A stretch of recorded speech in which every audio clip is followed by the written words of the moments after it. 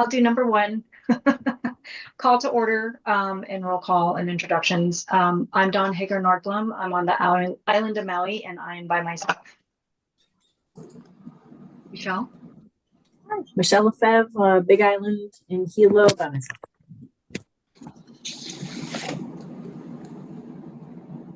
And Hi, Jay? this is Jay Stone. I'm on Oahu in Honolulu. Just me here.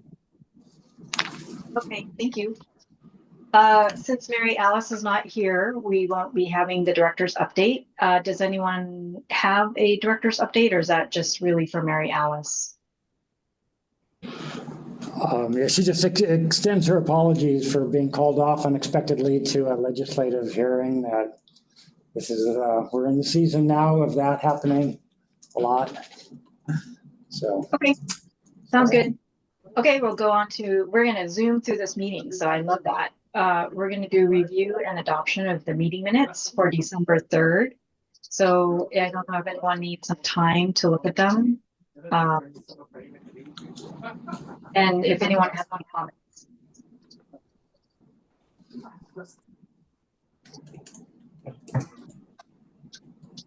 I'm taking one look now, real quick, Tom. Yeah, me too. Sorry, I had an issue with my audio. What was the question? I'm sorry. We're on the December 3rd, 2024 meeting minutes, and I was just asking if there's any comments or if you wanted to take a look at them real quick. I had no comments.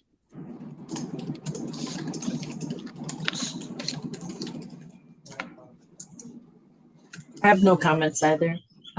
Move to approve. Would I be doing the second, or would Jay have to be doing the second? Or it could be anyone? It can be anyone. Okay. I move to approve. I motion a second. Then I think you take a vote. Oh, yes. Let's take a vote. Jay, can you say verbally, yes, you're okay with the minutes? Yes. And Michelle and I have our hands raised. Okay, thank you. Is that your hand down there? The little lower hand signal? I see something on the screen that says lower hand. Oh, maybe it's someone else. I don't see it. Okay. There's no one in the public too. I want to make sure that we cover that as well. Okay, number 4, review and adopt the annual report. Have you guys been able to take a look and see the report, and do you have any comments? I have not had a chance to take a look at it. Okay, would you like to take a couple of minutes? Yeah. Okay.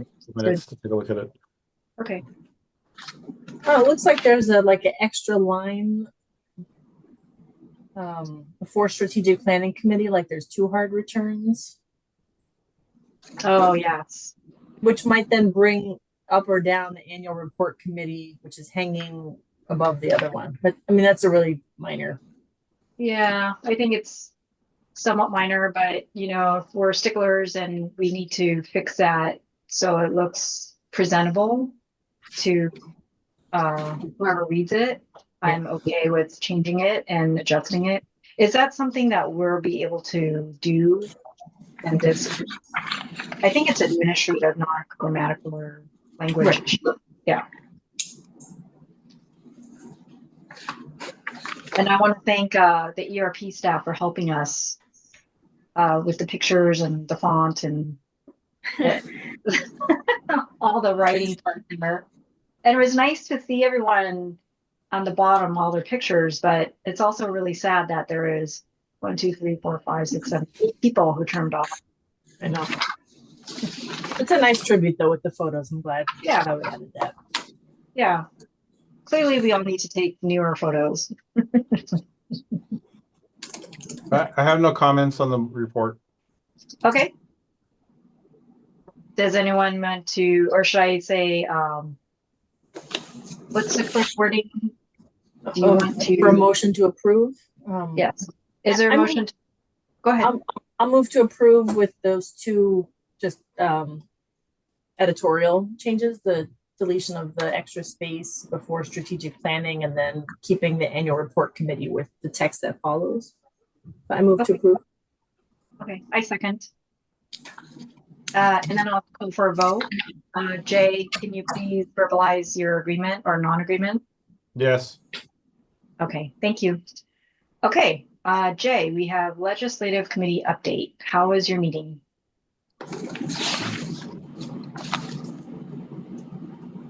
I thought that it went pretty well. This is my first time doing this. So we scheduled a meeting with Representative Lowen and Senator Gabbard on the 19th of December of last year. We did it through Teams, and the purpose was to introduce ourselves to them. And it was me and Rachel Sprague that attended that meeting through Teams.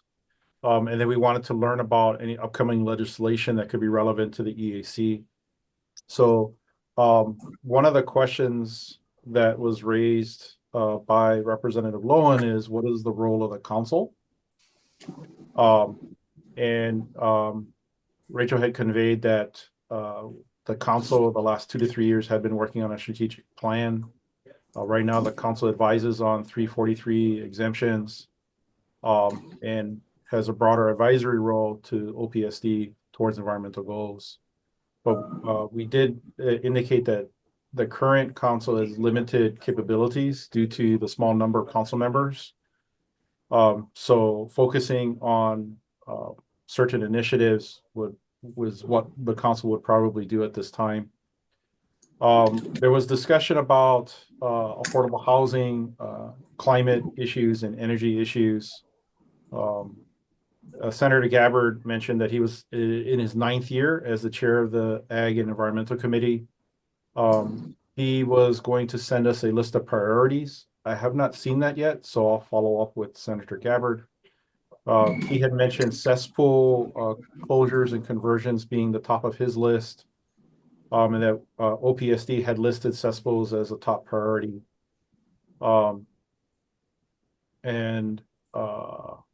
He had mentioned Act, I believe was 217, required the Water Resources Research Center, the WRRC, to develop an overlay of cesspool prioritization. It's a tool. And that there would be a separate cesspool section in the Environmental Management Division of DOH to manage upgrades and closures, and that there would be a grant program or some sort of grant assistance to assist owners with their conversions and or closures. And that there was a wastewater tech program at the WRRC and Sea Grants. There was a mention of green fees, but that wasn't heard last year. I don't know what green fees are personally. I'm just conveying what was discussed at the meet and greet. And then Representative Lowen had suggested that the EAC talk to the water and land committees because there may be some other initiatives or other legislation that those committees may have that would be pertinent to the EAC, to the council, to the EAC. She also mentioned cesspools.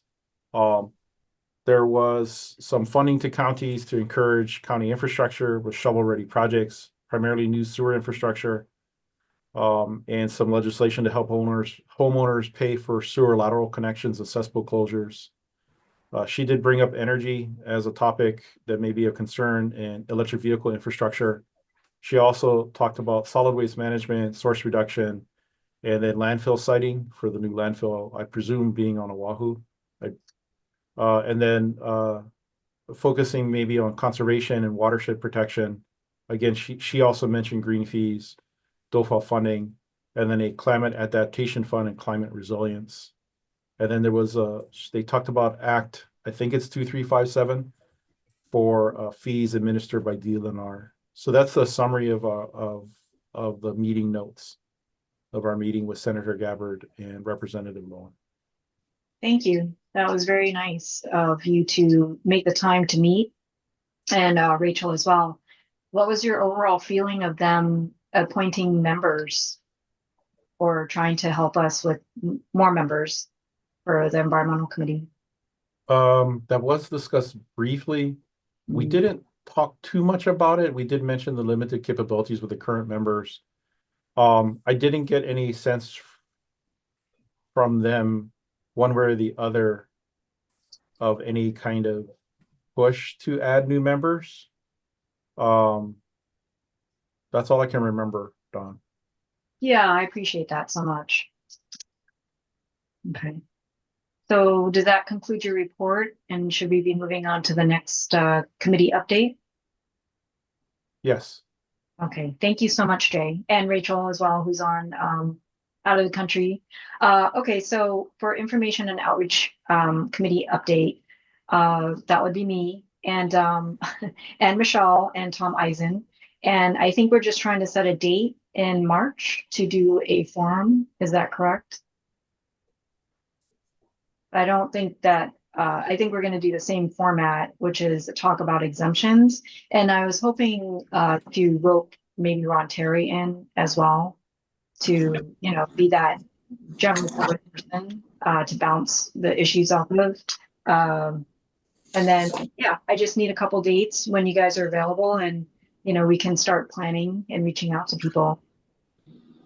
I think the struggle we had last time we tried to schedule this was trying to get an agency representative to be the third point of the triangle. And Yeah. I imagine we're going to suffer the same struggle only because the exemptions continue to be such a, you know, hot topic. And I think, yeah, folks are reluctant from agencies to step forward and speak. Yeah, be in the line of fire, so to speak. Yeah. On exemptions. So I think you probably shouldn't spend so much time trying to track someone down there. But I think having Ron maybe as the third arm, he's worked with so many agencies who've done exemptions. I know you have as well. So, you know, I think between the four of us, you know, if you're moderating and Tom, Ron, and I are on, we've got a lot of experience there. Yeah, and I think, you know, for an hour lunchtime session, you know, it's about 30 minutes of presentation and 30 minutes of questions, hopefully. And Tom, do you have any add-ons there? Yeah, I will try to do some informal, I don't know if it's a request, but put some feelers out with some agency people who seem to have a good sense of it and see if they'd be willing to play ball. Yeah, and we can get one. Great. Yeah.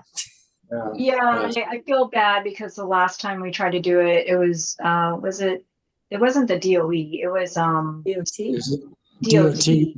Yes, and I felt like the person probably didn't really realize what he was committing himself to until the very last minute. So I definitely don't want to be in that situation again, and I definitely want to have it more informative than grilling an agency about their exemption list. Yeah. So I'll make it known that just, you know, the situation circumstance, so they would know what they're getting into. And the idea is not to have a shooting gallery, but a learning. Maybe we can ask for the agencies to submit questions. We can set up an email. I don't know if there is an email that we can direct people to for a forum like that, but maybe we can get questions in the next couple months from people to help generate, you know, some of the topics. But I'm sure you guys have things that you want to talk about specific too. I mean, Tom's the one that fields all the questions from the comments, so I think. Yeah, there's, you know, I can talk about it for a while, although I don't know if that's necessarily the whole reason to do this, but yeah, it would be good to have some agency, but again, we may not be able to get some agency people, and we shouldn't not hold the forum while we wait to find someone, but hopefully find someone, and then it'll be a more robust conversation. But having Ron would be helpful either which way, just because he's been a participant and engaged in the process for quite a while. I have a question. Yes. Is the forum meant to be a training or information share? What's the purpose of the forum? Good question. The forums that I've been involved in, which was only 2 or 3 last year, since I've been on the committee, is really I think it's more, it's supposed to be reaching out to the general public and educating them on topics that are important in general to Environmental Advisory Committee. But last year we did watershed. We did U.S. Fish and Wildlife, how to generate a U.S. Fish and Wildlife list. And I think we did another one. And the watershed one was really well attended. I think there were 70 or 80 people. And Rachel talked about the watershed for Lanai. And we had, I think Big Island talked about their watersheds and Maui talked about their watersheds. So it can vary in topics. It's more information though. And it's to try to connect the general public to the Environmental Advisory Committee and what we can do or what we can help the general public to do. Are these forums in person or they're virtual? Virtual, Okay. usually, yeah. I mean, we could probably have, you know, a meeting room or a conference room for people to go to, but, you know, with COVID, it kind of made everything virtual. Right. Yeah. So, you know, you can volunteer too, Jay. You know, if you, if you have a topic that you want to talk about, you know, for cesspools or engineering, you know, I'll certainly think that's a great topic because what you're just saying about Senator Gabbard and all the things that he's trying to do, you know, obviously the law has to catch up to the environment and what's happening out there, right? Sure. Yeah. And then who ends up running the forum? Is it the council or is that what you were talking about before? You have an agency run the forum? No, actually, it'd be Environmental Advisory Committee, and so it's usually the Information and Outreach Committee. So last year was Okay. Mary Boozer and I, and then we had other people on the committee, but I'm not sure if they showed up or not. But normally, what we do is we set a date, we get people to commit to the date. So with legislative season, I understand it may be more difficult to do something at the end of March, and maybe we need to do it when ledge is not in session. And so that's pretty important. And then we try to get the link and the information out. Normally we do a flyer, but I think we're not doing flyers anymore, or just do an email and it's here's the Zoom link, here's the time and date, here's the exemption, here's the topic. And then if you have any questions, send us an email. And then on that date, we would have, I think, ERP staff help us navigate you know, the Zoom and everything. And then, yeah, we would just be the moderator and it'd be 3 or 4 people on a panel. And where we failed last time is we had a really hot topic with Department of Transportation and very last minute they canceled. And so we just don't want it to be like, hey, you know, all of a sudden you're on the hot seat, you know, and maybe you didn't realize it. Yeah. And they weren't they were hosting it, Jay. They were just going to be on a panel discussion, but the person who did the exemptions from DOT committed without his sort of supervisor's approval. Yeah. And it started getting traction with the public, and people started messaging, and they were going to come, and they were going to, you know, ask their questions. You know, the intent of the forum wasn't, as Tom said, not to be in the line of fire, right, but to inform and to explain. But Right. the folks were going to show up with the intention of sort of grilling and like, oh, what about this project? And, you know, would you consider this exempt? And, you know, the intention is not to sort of be answering those kinds of questions, but sort of explain the process, what we had talked about before. So if we move forward on the forum, on the use of exemptions, what time period are we now thinking of if we want to avoid the legislative session? I don't know. Great question. I'd have to look at the calendar to see if there is a break. And so hopefully it'd be when they're not meeting. And then it's usually a lunchtime meeting because that's, you know, when people are available. And then it's Zoom, so people can zoom in. And then I think, you know, there'd be a presentation from each panel member, you know, what their understanding is or whatever the information they want to impart. And then it would be question and answer session. Okay. Yeah. So, are there any more questions? You're just finding a time when it's unlikely to have a conflict with the ledge would be good. And generally that's right in the middle of it, but there are breaks. And if it can be timed in association with a break, that would be helpful. Yeah, I haven't looked at the legislative calendar. And so I guess I'll have to look and see, and we can all coordinate together, you and I and Michelle, about that. And You know, Jay, it's really great that you're on the council because you definitely bring a different perspective of your profession, right? And so if there's any topics from your profession or what you want to see, it's really important that we do that on your perspective as well. Is that something we can talk about now, or we have to table it to a? No, we can talk about it. I think we can talk about it now. So I think the thing that we talk a lot about in my industry, because I do a lot of work in the water, drinking water, is PFAS and PFOS, uh, contamination in water, and then the removal of that. Do you think that you'd be able to find a panel to put together to talk about it? Maybe 2 or 3 more people, and then we could put up something like that in the middle of the year as well. Let me see. There's a bunch of people who will be speaking at the Pacific Water Conference Okay. in February. There's a lot of PFAS topics or presentations, and I'll see if we can find. I'll check with my staff that's going to the conference Okay. because I've asked them to attend those in particular, and then I'll see if we can find people who'd be willing to be part of the panel. I think the challenge would be is to find local agencies or experts that would be willing to be part of the panel at this point in time. Yeah. I'll check around. Yeah. If other than cesspools, I think that's one of the bigger topics that people are talking about nowadays, as well as what we call emerging contaminants.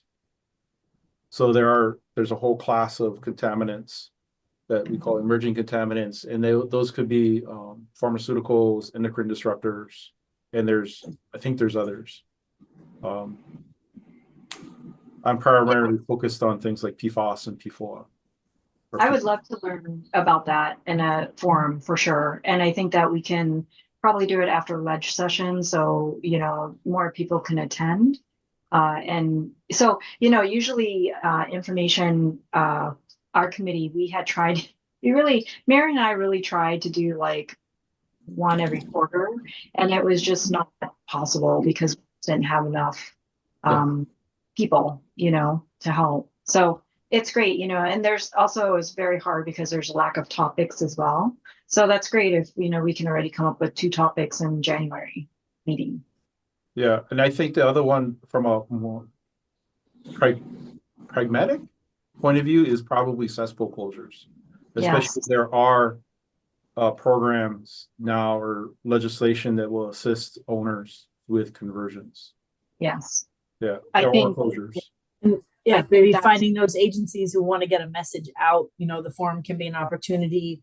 They want to get, say certain programs are available or funding is available, or, then the forum could be an opportunity for that, or Department of Health, for the PFAS concern, maybe finding someone there who, wants to get a message out to the public. Does it have to be a government agency who are the panelists, or can it be, a private individual or someone who works in that particular industry? Like, say, for example, myself. Yeah. Yes, it can be anyone who helps get the message out, whatever the topic is. Last year, I think we tried to look at the annual report and, focus on some of their topics. But at the end of the day, I think a lot of what you're talking about, cesspool closure, especially for the new law, right, that you're supposed to have upgraded cesspool, and everyone has not really understood that, is really important. And so I think in general, just that itself, people would listen to it. Just to see what the law is, what you're supposed to do, how can you help, a client, how can you help learn about this type of topic is important. So I'm glad that you're raising the topic for sure. Okay, let me check around with some colleagues of mine. Yeah, and we can go on, we can work on a date after ledge session, which would be like summertime. And hopefully that we can find enough people to commit, because sometimes I understand people also have to ask their bosses or they have to ask their administrative heads, and it can get sticky. Yeah, yeah, that can take a while too. And even in the Yeah. private industry, you have to get approval from your supervisor, and depending on the organization, sometimes you have to, it can go kind of high.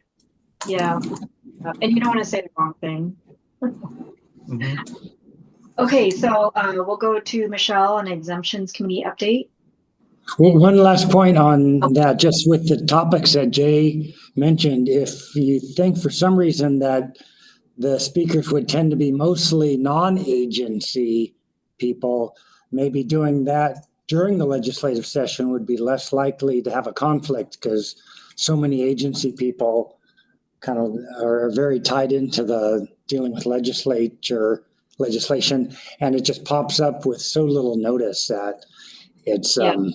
can be a challenge. But if there was going to be a meeting or a group that was mostly non-agency people, just from a planning perspective, maybe doing that early during the ledge season would be something to consider. Okay. Thank you, Tom.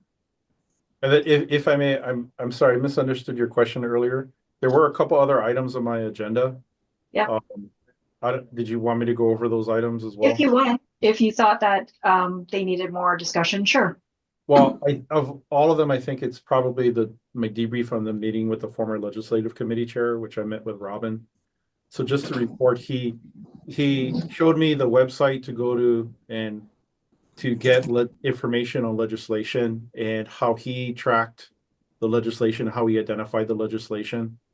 And I think it goes back to what I had mentioned earlier, is what are we going to identify as being pertinent to the EAC in it because of the size of our council in terms of the membership at this time.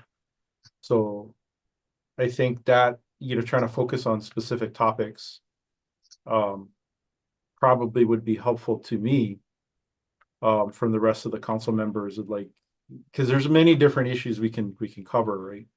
And there's different legislation. So in different committees, legislative committees that could be talking about different things. And I think if we make a decision to focus on something, then I could better use my time to identify that legislation. Sure. And, Robin was really great at, he was very dedicated to that. And it is for sure a loss to have only one person doing it, which is you. To me, I actually kind of feel like there's a lot of legislative bills that come out, and usually I track whatever DBET is tracking. I know that Onana had specific responses to certain legislative bills. And I don't know what was a trigger for her to respond. I know that last year or the year before, she wrote a response letter to a Senate bill or House bill regarding affordable housing, and that kind of drew some heat. So I think the question is, are you familiar? I mean, are you comfortable with writing testimony on behalf of the EAC? As long as we discuss what the content is, right? Okay. I wouldn't want to just write it and then submit it. I'd want the council to Sure. provide input. And I think if I'm not sure if it's appropriate, but if OPSD, right, ERP has some input into how to phrase things, because I've never written testimony, right? And I'm sure there's a way to write it that is most effective in terms of it getting whatever that comment is or whatever that testimony is, right? And there must be some sort of, I would think, best practice of how to give testimony. Yeah, I think that can be very subjective. I think it's really just why would we oppose the legislation or why would we approve the legislation? And then it kind of all falls into place after that. I've seen testimony really direct or just really like, we don't approve of this bill and not say anything else. Or, you could just go to that button and say, we support, we don't support. So there's ways to say, that. I think as long as there's a response from a House bill or a Senate bill, that's usually pretty good. I think Okay. that, oh, go ahead. I guess my thinking was if you're going to make testimony, you would craft the statement, the thesis, and then the supporting argument of one way or the other, whether it be affirmative or negative. That Right. was my thinking of, because if we just write a letter that says we don't support it, but not give reasons, I'm not sure how effective that is in terms of testimony. But Agreed. I guess it also depends on what you're trying to do with that particular testimony. I would think also, you know, anything that sort of touches the, you know, the implementing rules for HEPA, you know, any of the HAR rules, anything that touches that, or, you know, how the council is formed, you know, any of the HAR, Anything you know, that cuts us off. right? Anything that, yeah, that affects the council or the, you know, the HEPA regulations would be my number one priority. And I know Ron and Onana, what was the last one they commented on? Now it's been a couple of years. I know they did one on wetlands when they were trying to expand the definition of wetlands, but it was a very broad, had really broad implications. One was on environmental affordable housing, and Josh Green a proposal to not have chapter 343. I think that was the one that drew heat. Yeah, when he suspended it for the Yeah. for the To me, you know, so here's what I did understand with Robin and Anana is they crafted the letter and they just work between themselves. So it sounds like you actually need someone on your committee, another person on your committee to help you. And then instead of sending it to the council, they just sent it in. Because by the time the bill came up and, you know, with the timing and everything, by the time we would meet with the council, it would have been 4 weeks later. And so that's my understanding. And I think they had a committee of 2 or 3, so it wasn't sunshine law. They're just able to work within the confines of two people and then craft legislation, support, agree, disagree, and then send the letter on the email in the letterhead. Okay. So I think your question, and to be honest with you, I know Rachel's not coming back and we won't have a next meeting till February. And so I kind of wish that she was here to weigh in on that as well, you know, as she's also the chair. Yeah. Yeah. I guess my next question would be is, and in line with the agenda is, what topics should the legislative committee be focusing on? Because we've talked about PFAS, we've talked about cesspools, HEPA rules, wetlands, affordable housing. Are these the topics that the legislative committee, that the EAC wants the legislative committee to focus on? I feel that since you're one person on your committee,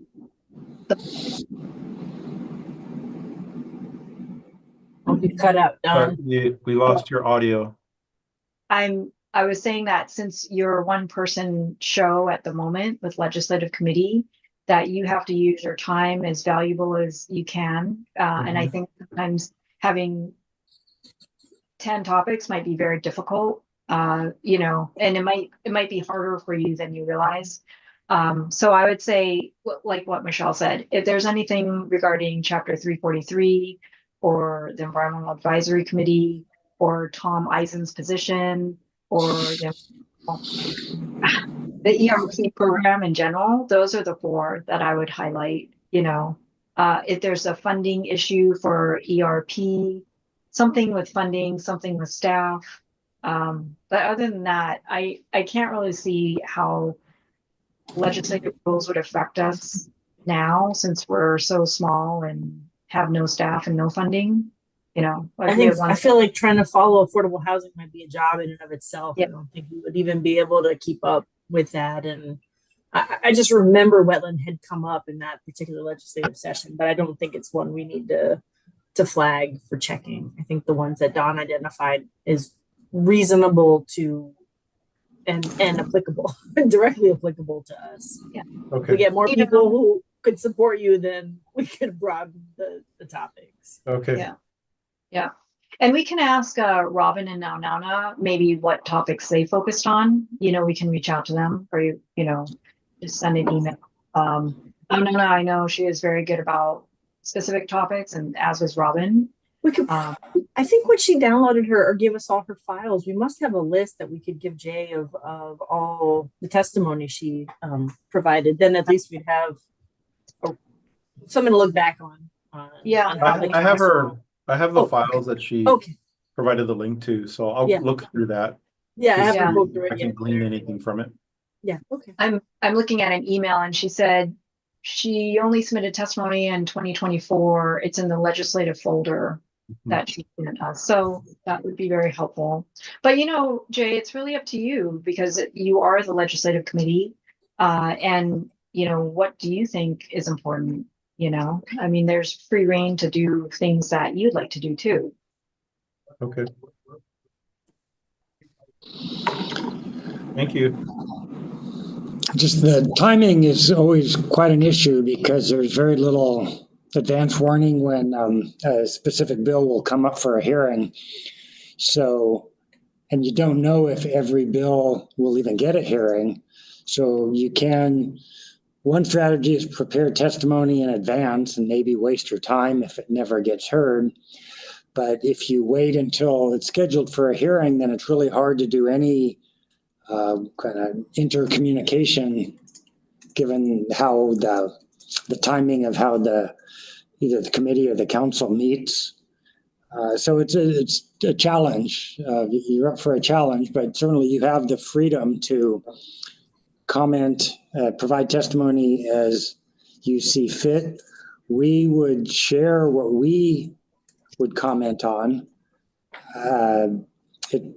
but often we have no idea what that's going to be. And we generally reserve, as far as our program, ERP, we would really look to bills that would recommend changing Chapter 343 at its core. Those would be definitely a concern to us. I mean, maybe positive, maybe not. But once you go beyond that to different subject areas like wetlands or PFAS, may be of great interest, but just can you handle the workload of tracking and following a large number of bills? Just something to think about. Thank you.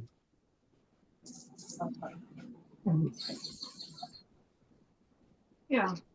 Are there any more questions, Jay or Michelle? No, that's it for me. Okay. And I feel like we probably should have had this conversation last month. So I really apologize because ledge session did start and this is your second meeting, I think. So I'm really sorry for being thrown into the deep end here. How it goes. But the good point Happy New is, Year, right? yeah, Happy New Year. Yeah. So Okay, Chris, Michelle. So exemption committee, we had planned to meet today, which is why there were some links in the agenda. Unfortunately, Department of Education did not get us their updated exemption list. They're still working on it and needed more time, which is fine. So I really don't have any update now, except that we'll wait till next month and see if they get their list in. If they do, we're expecting a revised list that if they've made all the changes we discussed in committee, then we can recommend it be published for public review for 15 days. So hopefully we can do that next month. Okay, thank you so much. And yeah, no update on the exemption guidance, something kind of in the background when we have time working with ERP to update that guidance. So no update today. Okay. Do you need help from other committee members for the exemptions guidance, or is it just? Onauna did a bunch and then handed it to Tom. And then I think Tom was just gonna take into consideration some of the other comments that have come in from agencies and see if there were places that could be tweaked, right, Tom? Yeah, it's probably, I'm the problem at this point. It's on my desk of something to do. It's important, but I'm actually, so much of my time is spent actually giving guidance that I can't work on preparing guidance to give. But just think, when you finish the guidance, you can say, go read the guidance stuff. Yes. Or you can time it with the forum, and then it can be your great, unveiling. That'd be great. Printed guidance. Yeah. You can tell them when to go to the link. Here's the link. Yeah. Yes. Yes, that actually might be pretty good. Yeah. Yes. If Hopefully I Tom can finish it. Can have like a Soon. virtual ribbon cutting, you know. a virtual lay. Yeah, thank you so much for finishing the guidance. Okay, we'll go to topic number 6, discussion of new members and future appointment. I don't have any updates. Tom, do you have any updates from Mary Alice? No, we haven't heard of any prospects or any movement on anything in this regard. So no news. As always, we have an announcement in the notice saying it's a need for people that are interested to apply. So hopefully pick up someone, and then there's a whole notion of after they apply, how does it get processed? So I guess just hope that there's some interest in people to serve on the council, and then that the processing that happens by whatever the process is, it's a black hole as far as I can tell. But we just keep advertising the fact that there are vacancies to fill. Yeah. And, so I had a question. So Senator, I got reappointed, but I still have to go through ledge confirmation, right? This year? Yeah, I guess if you didn't Yeah. do that already, so Yeah, that needs to be Yeah. done. Yeah. So Jay, that would be something. Hi, Mary Alice. Jay, that would be something that you might want to watch, is like if there's something for me and I'll watch too, but if there's some bill from Senator Gabbard about my reappointment or anybody's reappointment.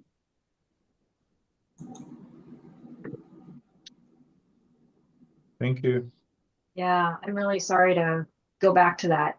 Mary Alice, do you have time to give us a director's update?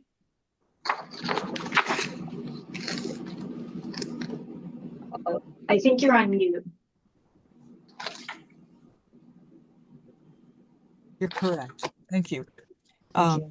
Yeah, no, the director wanted all the DBED managers to participate in the budget briefing walkthroughs.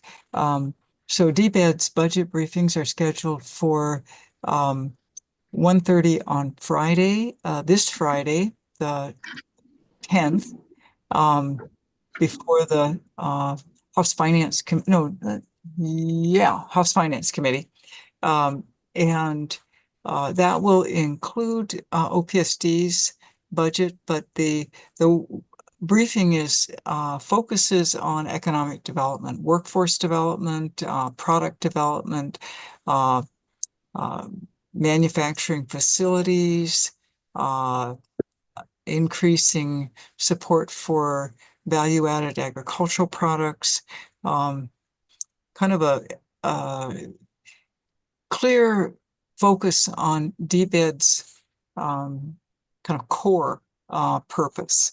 And it doesn't have a lot on the kinds of things that Office of Planning and Sustainable Development has, our 6 programs, which are housing, land use, environmental review, coastal zone management, GIS, and sustainability, and our economic development studies. So, I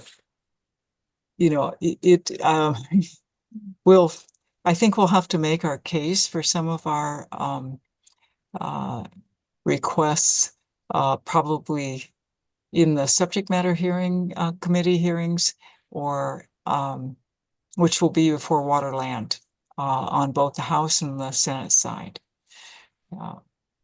So that's coming up. Well, Monday will be the Ways and Means hearing. So that'll be also a budget briefing, not a hearing. So that'll be probably a little more fun, because the WAM members are all experienced how do I put this? good at trying to focus in on issues they think that the administration may have not covered as completely as they would like. So that's coming up. The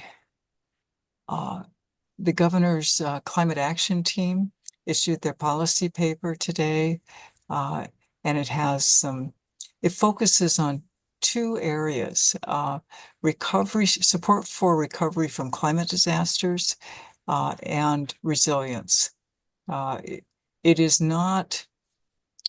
It doesn't address mitigation, and it doesn't address the kind of adaptations that coastal zone management, for instance, looks at, which are how do we work with communities that are vulnerable to sea level rise and coastal hazards. So it's the governor's climate action team is a really strong response to both sea level rise and the Maui wildfires, but a short-term intense effort, and I believe they dissolve at the end of the session. Let's see, what other... I don't know what Tom has reported for you that might be of interest, so I guess I'll stop there. And Tom, if there were things that you wanted to defer to me, you can. No, whatever you had to say is that's what they wanted to know about. So I think we're good. I think we're getting close to the end of the meeting anyway. Yeah. Yes. And Mary Alice, thank you. Chat. Oh, sorry. Go ahead. In the chat, there's a link for the annual report with the edits that you guys had also just discussed, in case you guys wanted to review it again. Yeah. That's fine. Do you, Michelle, want to take a look, and Jay want to take a look? Just did. That looks great. Yeah, that looks great. I looked at it. It was fine. Thank you. It's good. Do we have to do a motion to accept it again, or we're all good on that part? I think you're okay. Okay. Mary Alice, thank you for your director's report. It is very sad that there is real no discussion on mitigation for climate change. Because it seems like everything's happening quicker, sooner, faster, and it seems like we might still be behind the curve when it comes to like cesspools or sea level rise, for instance. So I appreciate your reporting. Well, I think those things are taking place in different venues. I think the governor's climate action team was not trying to duplicate what other efforts are already addressing. I think they wanted to focus in on what governor perceived as gaps in response to the Maui wildfires. So that's I don't think that means that there's less of a focus on mitigation. I know that the Environmental Protection Agency grant to DLNR to do a climate action plan, which is focused on clean air and greenhouse gas emission reduction. And so that's mitigation. And that is moving forward. We get reports on that at the Climate Change Mitigation and Adaptation Commission, which is it doesn't oversee it because it is actually a grant to DLNR, but does we share staff.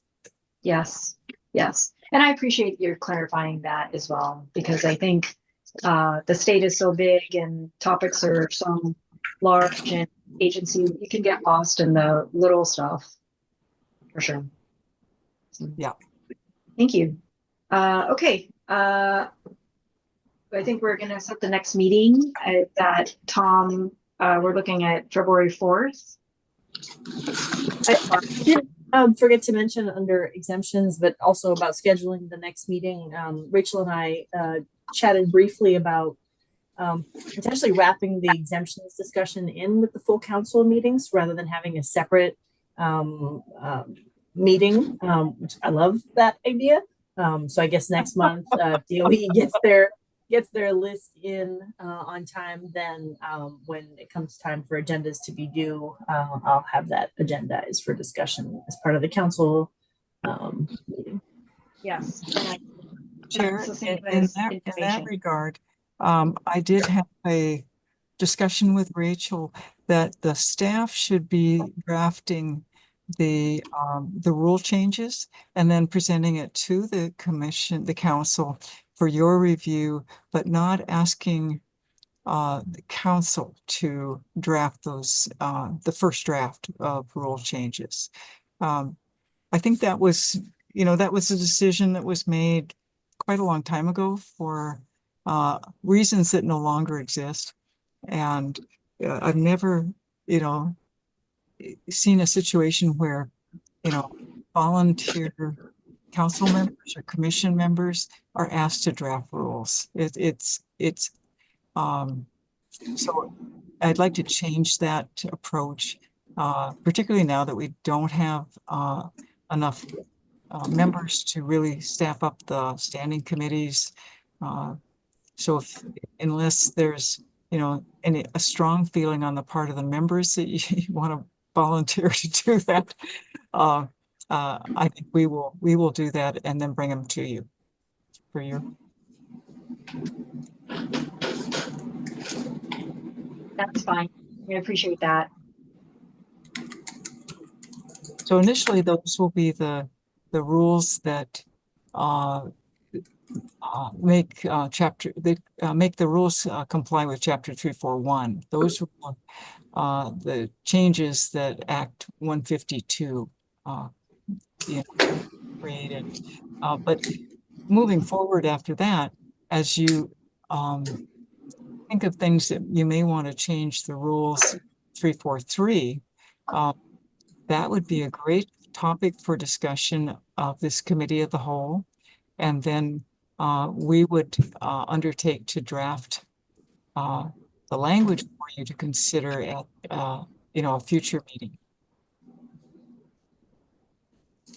I think all of you have such a deep background that you probably have ideas on how the 2019 rules have worked out. For the most part, really, really well. But, there are still some gray areas that are coming up. And what I note for you is that plaintiffs that are opposed to projects are posing those questions to the court.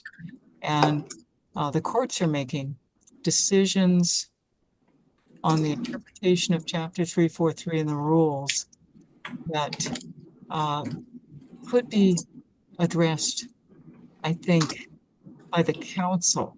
Because I'll go out on a limb and say that you guys have more experience with our environmental disclosure law and rules than our judges do.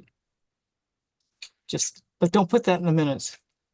Kaylee will we'll make that sound different. I appreciate that, Mary Alice. Thank you.